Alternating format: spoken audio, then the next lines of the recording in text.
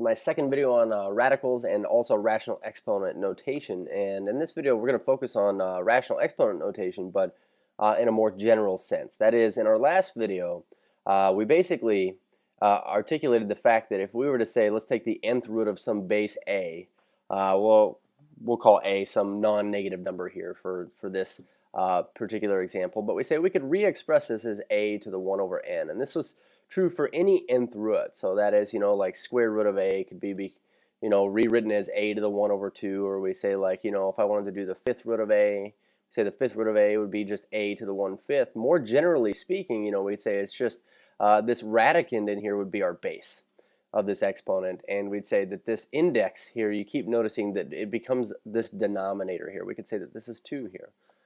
So more generally speaking, what we're going to do is this. We say a rational exponent doesn't have to be of the form 1 over n, where n is an integer greater than 1. We say other rational numbers such as 3 over 2 or negative 1/2 can also be used as exponents. So I guess what I'm saying here is this. We could say a to the 3 over 2 power. We could rewrite something like that, or we could also say like a to the negative 1/2 power. These are just examples of things that we could do with rational exponents. So, excuse me. We say let's let a to the 1 over n, let's let this be what we know it is, which is the nth root of a. Okay, so we say a to the 1 over n, this is nothing more than the nth root of a. What I want to do is this. We're going to let m be some positive integer, and what I'd like to do is let's raise this, say, to the mth power. What if we were to raise this to the nth power? And you notice that I say a to the 1 over n, that being taken to the nth power. Now recall that from our rules of exponents, if we had some like a to the n, and we were to raise this to the power of m, then what we get is a to the, say, mn. And I'm going to put this in alphabetical order here, but basically you multiply the exponents. And in this case, what we're doing is we're taking some a to the 1 over n and raising that to the mth power. What I can say is this. You really just get 1 over n times m, which is m over 1, which when we multiply fractions, we do it straight across, so we get m over n. The idea here is this, that we could more generally express a rational exponent thusly, a to the m over n, where n, recall, is this index right here, but we'd say m is, interestingly enough here, a power. It is a power. It is an exponent. Okay, so we say power index. What we're going to do here is we're basically going to point out something, and I'd like to just find a spot for it, so I'm going to put it over here.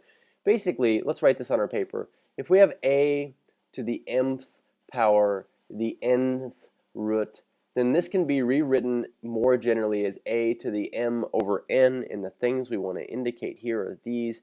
M indicates the power, and n indicates the index or the root or the index. Okay. So we are going to practice kind of flipping back and forth between these two forms today, but remember we call this first one radical notation, and we call this second one here, this is rational exponent notation. That's what that is, rational exponent notation. Okay, so here's what I want to do. It says evaluate the following expressions that have rational exponents, and what I'm going to do is, in particular on a few of these at least, I'm going to rewrite this as what it really says. So now we say 9 to the 3/2 power. Interesting thing here is this. We say that the root, remember, is the bottom number. So we're saying we're taking the square root, and this is the square root of 9 being taken to the 3rd power. Okay. So basically, here's what I'm going to tell us. When we evaluate these, we have two choices. The first thing we could do is this. We could take the square root of 9 to the 3rd power, which 9 to the 3rd power, let me get my calculator out here. I think it's 727.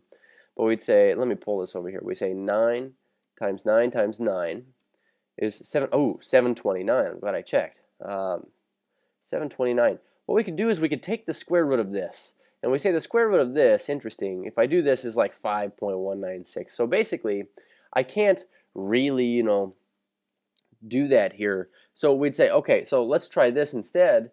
What we'll do is we'll say, what if I were to take the square root first and then raise it to a power? Actually, I think I have this. This has got to be a mistake here, because what I know is this. If we were to do the index first, which we want to do, what we could do is we could take the square root of 9 first, okay, and get 3. And we say also now, let's take 3 to the 3rd power. Actually, let me get rid of this radical, sorry. We say the square root of 9 is 3. Now all we need to do is raise this 3 to the third power and we get 27. So that's why I'm suspicious of this number right here. We say 9 times 9 times 9 gave us 729, and we took the square root of this. There we go, we get 27. So basically what I wanted to indicate was this. In either instance, we get 27 for an answer here. What I want to point out though is it's much easier to go ahead and take the index part first and take that root if you can and then raise it to the power. So going back to this rational exponent notation, what I want to do is I wrote it like a radical to kind of express that that's what that is, but really what we're going to be doing is doing this with rational exponents. So in other words, we could do 9 to the third power first and then take the square root of that, or we could take 9 and take the square root of it and then raise it to the third power. So the first thing we want to do is we want to do this square root if we can do it. So we'd say the square root of 9 is 3. We still need to raise 3 to the third power. We get 27. Okay. So in this case, now I didn't talk about this one when I went through the property up here, but basically what this says is this. If you had a to the negative m over n, all you have to do is take this base, of course, and put it down into the basement. You got to move it down here, and then m over n becomes positive. But we know this, that's the same thing as a to the 1 over n, that to the mth, which is really just the mth power of the nth root of a, which is kind of a weird thing to say. But basically, here's what we're going to do first. In this instance, we are going to move this downstairs. So we say 32 to the positive now, 3/5 power, 3/5 power. And if I'm given a choice between taking 32 to the third power and then taking the fifth root, or taking 32 and taking the fifth root and then taking it to the third power, we're going to do this fifth root first. So always do the root first. So I'm going to kind of grab some space down here. And we say that this is the same thing as 1 over. Now the fifth root of 32 is 2. So we say this is 2 now just needing to be raised to the third power. And this gives us 1 over 8. Okay, so basically 32 to the negative 3/5 power is 1 over 8. Okay, let's try this again. We say 16 to the 5/2. We want to do our root before we do the exponent or the power. So we say the square root of 16 is 4. So we say this is the same thing as 4 to the 5th power. And we say 4 to the 5th. We may need to use a calculator to check this. We say 4 to the power of 5 is equal to 1024. So we say 1024. Okay, 1024. And then last but not least, this one here, we'd say we need to move this. We need to move the 64 down in the basement. So we say 1 over 64 to the positive 2/3. Let's go ahead and do the root first. So we'd say this is the same thing as 1 over, the cube root of 64 is 4. So we say 1 over 4 to the second power. And this is the same thing as 1/16. So this is our root of this 64 here. So now, these last ones here, they say use a calculator to do this, and basically that's what I wanted to do on these. We say, how could I use a calculator to do this? And the interesting thing is your calculator doesn't have a fourth root key. It might have something that would help you here, and you could actually type this in. But the key to doing this, no pun intended, is really to rewrite this as a rational exponent. So we say this is really 5 to the third power. It's the fourth root of that. So we say 5 to the 3/4 power, and what we're going to do is we're going to type this into the calculator like this. We say 5 to the power of 3 divided by 4, and we're going to put 3 divided by 4 in parentheses. Okay, so basically, we could say this. We say 5 to the power of, now in parentheses, 3 divided by 4. I'm going to end that parenthesis. We'll say 5 to the power of this is 3.344-ish. So 3.344-ish. And what I want to show you is that if you were to take this 3.344-ish and raise it to the fourth power and take the third root, you would get back to 5, which is interesting. Okay. So now let's take a look at this. We say, how would I interpret this here? We say this is 3 to the fourth power, but being taken the third root of. Okay, so we say 3 to the 4 over 3. Oops, we actually want this right here. We'll click off of this in just a moment here. But we say clear. Oops, that's what I didn't want to click on. So calculator. So we say 3 to the 4/3. We say 3 to the power of, flip back over here,